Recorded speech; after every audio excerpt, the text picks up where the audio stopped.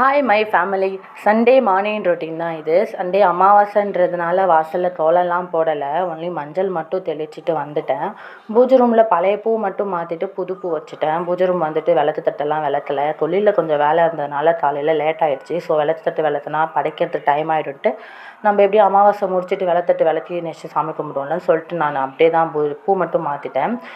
பிரசாதமாக சாம்பார் அப்பளம் இதெல்லாம் பொரிச்சிட்டு தீர்த்த தண்ணியெல்லாம் மாற்றி வச்சுட்டு விளக்கு ஏற்றுறதுக்காக எல்லாத்தையும் ரெடி பண்ணிவிட்டு கற்பூரம் அப்படி எல்லாத்தையும் ரெடி பண்ணிவிட்டேன். வாழை இலை எங்கள் வீட்டிலேயே வாழை மரம்லாம் இருந்ததுனால ஸோ 5 இலைலாம் எடுத்துட்டேன். அமாவாசைக்கு எதுக்கு 5 இலை வச்சு படைக்கணும்னு தெரில.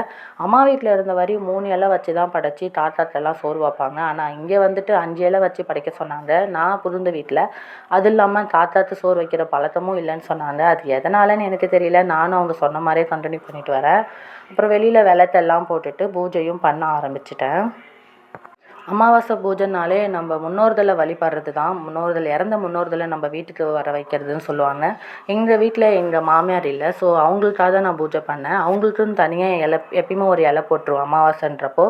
ஆனால் எங்கள் புகுந்த வீட்டில் வந்துட்டு 5 இலை வச்சு பூஜை ரூமில் மட்டும் தான் வச்சு படைக்க சொல்லுவாங்க. நான் வந்துட்டு மெயினாக வந்துட்டு எங்கள் மாமியாருக்கு இலை பிரசாதம்லாம் வச்சு அவங்களுக்குன்னு தனியாக ஒரு விளக்கு போட்டு தான் நான் படைப்பேன்.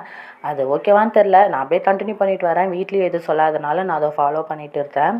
வெளியில் எப்பயுமே சூரியனுக்கு நான் கற்பூரம் ஏற்றிட்டு தான் அதுக்கப்புறம் நிலவாசப்படியில் நான் கற்பூரம் ஏற்றுவேன். அதுக்கப்புறம் தான் பூஜை ரூமில் படைக்க ஆரம்பிப்பேன். எங்கள் வீட்டில் அமாவாசை பூஜை இப்படி தான் சிறப்பாக முடிஞ்சுது. அதுக்கப்புறம் விளக்கெல்லாம் தொழுந்தோடனே பிரசாதம் எடுத்து சாப்பிட்டுட்டு மற்ற வேலையை பார்க்க ஆரம்பிச்சிட்டோம். உங்கள் வீட்டில் நீங்கள் அமாவாசை எப்படி கும்பிட்டீங்கன்னு சொல்லுங்கள். வீடியோ பிடிச்சிருந்தா ஃபாலோ பண்ணிக்கோங்க. கூட ஒரு லைக்கும் போடுங்க. எதனா டவுட் இருந்தால் கமெண்ட் பண்ணுங்கள்.